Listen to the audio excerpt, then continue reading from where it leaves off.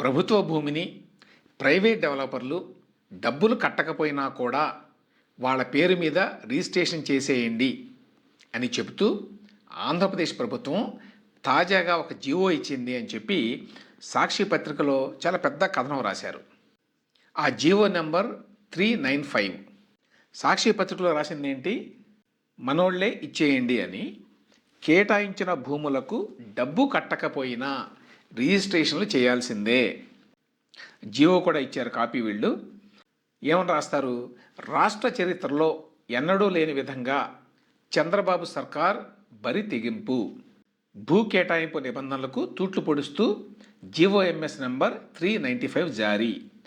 డబ్బు చెల్లించకపోయినా ప్రైవేటు వారికి భూములు ఇచ్చేయాలి అని ఆదేశాలు. On the face of it ఇది చాలా ఘోరం. నిజంగానే ఏపీ ప్రభుత్వం కనుక ఈ ప్రైవేట్ డెవలపర్లకి లేక ప్రైవేట్ కంపెనీలకి డబ్బులు చెల్లించకపోయినా కూడా వాళ్ళ పేరు మీద లీజు ఇచ్చేయడమో లేకపోతే వాళ్ళ పేరు మీద రిజిస్టర్ చేసేయడమో భూముల్ని, అందుకు అనుగుణంగా ఒక జీవో ఇవ్వడం అంటే అది చాలా దారుణమైన విషయం. డబ్బులు కట్టకుండానే భూములు ఎట్లా ఇచ్చేస్తారు అని ఎవరైనా ఆశ్చర్యపోతారు, ఎవరైనా ఆందోళన చెందుతారు. సో ఏంటి ఈ జీవో? యాక్చువల్గా ఏముంది ఈ జీవోలో? సాక్షి వారు చెప్పినట్టుగా ఉందా? ఒకసారి చూద్దాం. ఈ జీవోని ఎప్పుడు ఇచ్చారంటే జూన్ 30, అంటే నిన్న. GOMS number 395. ఇందులో ఎవరు రాశారు? టూరిజం డిపార్ట్మెంట్కి గవర్నమెంట్ ల్యాండ్ గతంలో అలాట్ అయింది.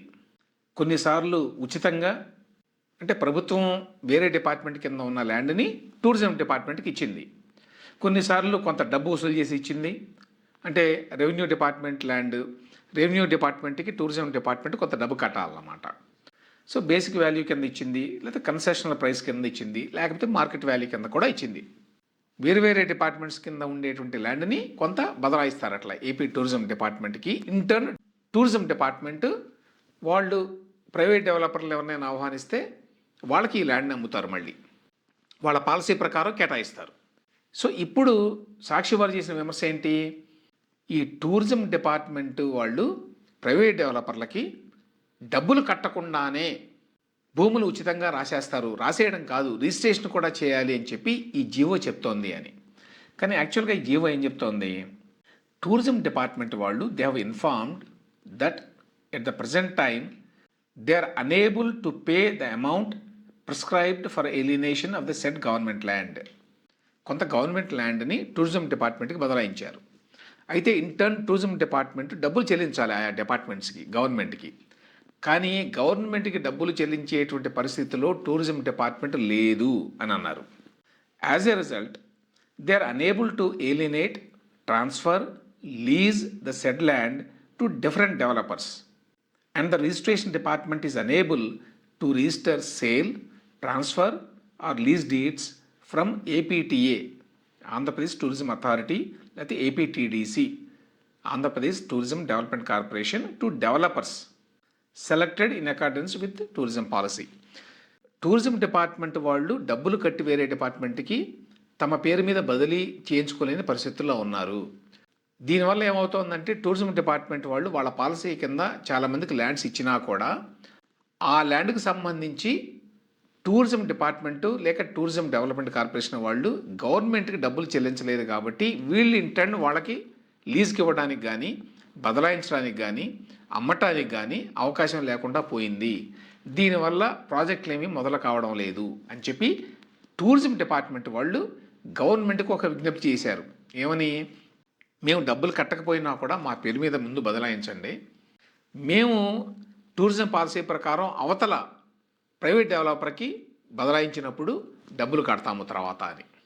సో ఆ ప్రకారం ప్రభుత్వం ఒక నిర్ణయం తీసుకొని ఏపీ టూరిజం డిపార్ట్మెంట్కి మాత్రమే ఇది పరిమితం. ఆ ల్యాండ్స్కి సంబంధించి టూరిజం డిపార్ట్మెంట్ వాళ్ళు డబ్బులు కట్టకపోయినా ప్రభుత్వానికి ఈ డిపార్ట్మెంట్స్కి బదిలీ చేయండి అన్నారు. అంతేకాని నేరుగా ప్రభుత్వ భూముల్ని ప్రైవేట్ డెవలపర్లకి ఉచితంగా ఇచ్చేసేయండి, వాళ్ళు డబ్బులు కట్టకపోయినా వాళ్ళ పేరు మీద రిజిస్ట్రేషన్ చేసేయండి అని చెప్పి ఎక్కడా అనలేదు. టూరిజం డిపార్ట్మెంట్కి డబ్బులు కట్టకపోయినా కూడా ముందు బదలాయించండి అన్నారు. ఇది ఇంటర్నల్ అడ్జస్ట్మెంట్ గవర్నమెంట్లో డిపార్ట్మెంట్స్ మధ్య. అంతేకాని ప్రైవేట్ డెవలపర్లకు ఉచితంగా ఇవ్వండి అని ఎక్కడా లేదు. కానీ దాని మీద అంత పెద్ద కథనం రాశారు సాక్షి వాళ్ళు. ప్రభుత్వం చాలామందికి ఉచితంగా భూములు ఇస్తుంది, తక్కువ రేటుకి భూములు ఇస్తుంది, తనకు కావాల్సిన వాళ్ళకి భూములు ఇస్తుంది. ఇట్లాంటి విమర్శలు ఉన్నాయి. అటువంటి వాటికి సంబంధించి ప్రతిపక్షంగా వైఎస్ఆర్సీపీ కావచ్చు, లేకపోతే సాక్షి పత్రిక కావచ్చు, ఎవరైనా కావచ్చు, ఆ డీటెయిల్స్ తోటి సరైనటువంటి విమర్శలు చేస్తే దానివల్ల లాభం, దానివల్ల జనానికి అర్థమవుతుంది ప్రభుత్వం ఏ విధంగా వ్యవహరిస్తుంది పక్షపాతంతో అని. అంతేగాని లేని దానిని ఉన్నట్టుగా వక్రీకరించి చెప్తే నష్టం ఏంటంటే, నిజంగా ప్రభుత్వం ఏదైనా కూడా అవసరం లేకపోయినా కూడా చాలా కంపెనీలకు ఉచితంగా భూములు ఇస్తుంటే వాటి గురించి ప్రజలు తెలుసుకునేటువంటి అవకాశం ఉండదు. వక్రీకరణలు ఎక్కువైపోతే నిజం చెప్పినా కూడా నమ్మని పరిస్థితి ఉంటుంది. ఇక్కడ ఒక సింపుల్ జీవోని 395 జీవోని మరి సరిగ్గా అర్థం చేసుకోలేకనో, లేకపోతే ఏదో ఒకటి బండరాళ్ళు వేయాలి అనేటువంటి తాపత్రయంలో ఉంటారు కాబట్టి మరి ఈ విధంగా ట్విస్ట్ చేసి రాశారో తెలియదు, కానీ అది పూర్తిగా తప్పు.